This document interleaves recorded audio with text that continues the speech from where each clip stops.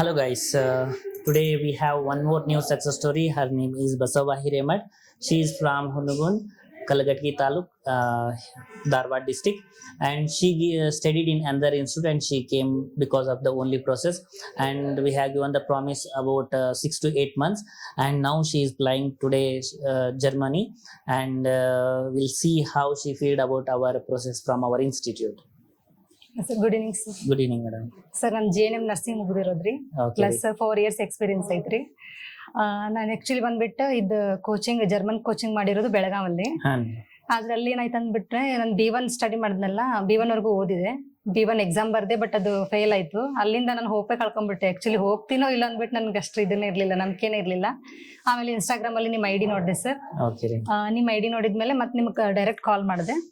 ಅವಾಗ ನೀವು ಇಲ್ಲಿ ಬಂದ್ಮೇಲೆ ಮಾತಾಡೋಣ ಅಂತ ಹೇಳಿದ್ರಿ, ಎಲ್ಲ ಪ್ರೊಸೆಸ್ ಬಗ್ಗೆ ಎಲ್ಲ. ಆಮೇಲೆ ಎಕ್ಸಾಮ್ ಪ್ರಿಪ್ರೇಷನ್ ಎಲ್ಲ ಅಲ್ಲೇ ಮಾಡಿದ್ರಿ. ಜಸ್ಟ್ 1 ವೀಕ್ ಅಷ್ಟೇ ನಾನು ಬಂದಿರೋದು ಸರ್ ನಿಮ್ಮ ಹತ್ರ. ಬಹಳ ಖುಷಿ ಆಯ್ತು ನನಗೆ. ಜಸ್ಟ್ 15 days ಒಳಗ ನನ್ ರಿಸಲ್ಟ್ ಪಾಸ್ ಅಂತ ಬಂತು. ಆಮೇಲೆ ಬಹಳ ಅಂದ್ರೆ ಬಹಳ ಹೋಪ್ ಐತ್ರಿ ಸರ್ ನನ್ಗೆ.